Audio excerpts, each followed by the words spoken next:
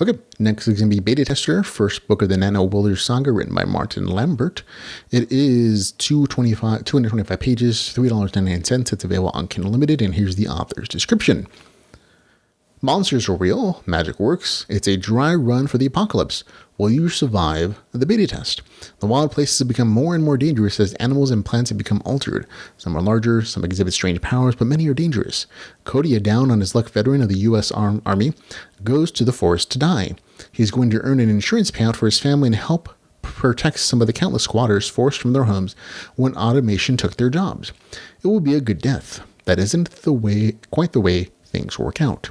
The artificial intelligence thinks it is operating a game. The players are the residents of the forest. They all undergo forced character creation and try to survive while learning their new powers. Cody is determined to break out of the test zone and build a team that work closely together to survive the new game-like reality. So there we go. And there's a little bit about, this is a thing with the game stuff. Okay. I almost like this. It didn't end up working for me, and there are a few issues that I had with it. They kind of just brought it down to a level of like, I don't quite enjoy this, unfortunately. There were aspects that I really actually enjoyed. There's good action in this story. There is regular fights just about every single chapter. And there is a certain depth to the RPG system. I believe I've seen portions of it here and there, but for the most part, the main character gets this Templar kind of build, healing. There is a little bit of element of faith in the story that's sprinkled in. That's not a major big element of it being like a religious story in any way, shape, or form. It is very much RPG apocalypse.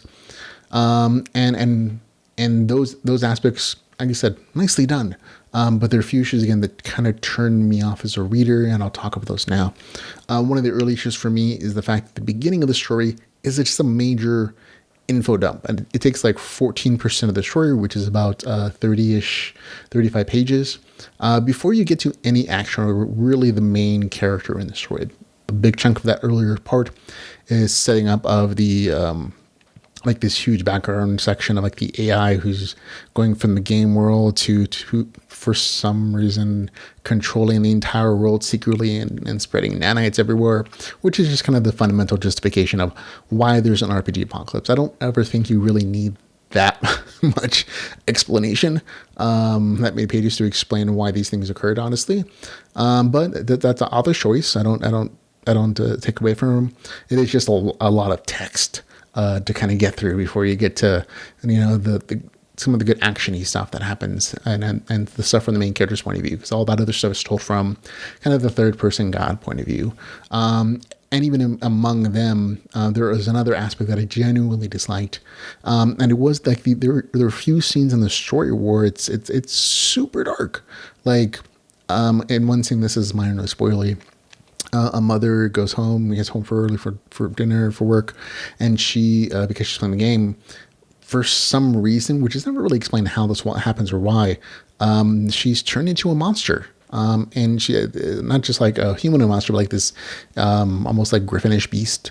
And she kills her family graphically. Her husband, her two small children, are graphically murdered in the text of the story. And this happens again in reverse, where the kid is killing his parents or one of his parents and later on in the story.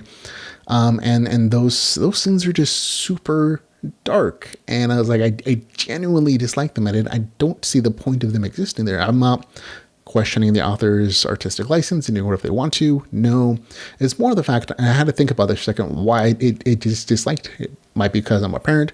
But further, I think it's because the tone isn't carried through. The dark tone isn't carried through the entire story. If it was a super dark story, and I've read super dark stories where everybody's evil. There's certainly terrible things that happen, and it's super gruesome.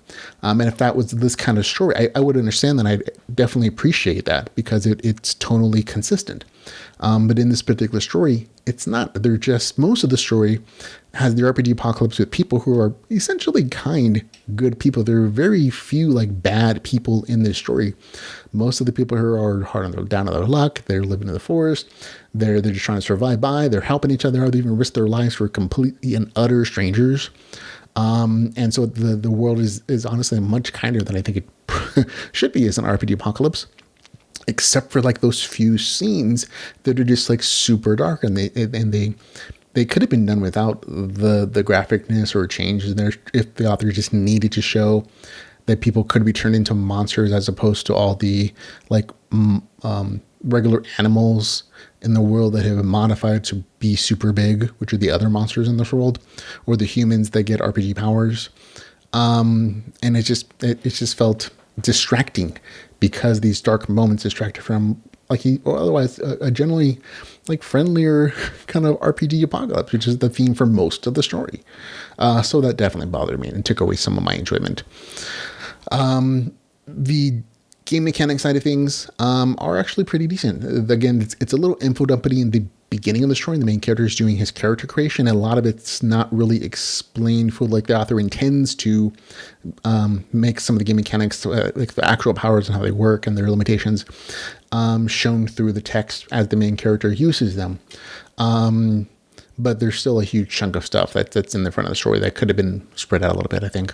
But it is in depth, and if you like numbers and you like that kind of thing, which I generally kind of do personally, which is why it's not a big deal for me, this exists. And again, the main character has healing powers. It's a combat class. It's a Templar, I believe, or Crusader. I forget which one it is. And he has a companion dog, which is always cute. I don't think it's done terribly well here. The dog doesn't do too much speaking, just some mind talk for like a sentence here and there. But it's always nice to have an animal companion, and the main character does regular RPG progression. Although you can see there are a few mechanics in the story that are kind of fleshed out as the story continues, especially the nano credit thing, which is done throughout the story. It's just like, oh, he doesn't really do things for a long time with this. So it is what it is. Overall, calm in the story is again good. There's a variety of monsters.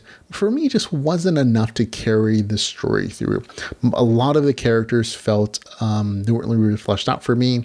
The main character probably has the most depth to his character, but even then, I wasn't super engaged in his survival. I could empathize with his particular like depressed situation and that was described in the novel description. But for me, even now, it's just like, okay, this is enough for me to like not want him to die, but not really be invested in his success and understand why he's doing all the things that he's doing necessarily in the story, I guess. And again, the bigger issue for me was just like the dark scenes that were a big turnoff because I'm always like, go full dark apocalypse or just don't do it because it becomes a distraction. And it really was for me. And there really wasn't much of the story as far as on a story level, like why this is occurring, a plot system, plotting devices that carried my interest through from us. For me, it just missed a bit. So it's going to get a 6 out of 10 for me. But if like those issues that I mentioned aren't going to bother you, you'll probably like the story like you generally will. There are a lot of people who've enjoyed this book at the time of this recording. It has like over 70 positive reviews. So definitely check it out if you feel like something on the RPG Apocalypse side and you don't mind the things that I did. But for me, it gets a score 6 out of 10. That's beta test the first of the NanoWielder Saga with a score of, again, 6 out of 10 for me.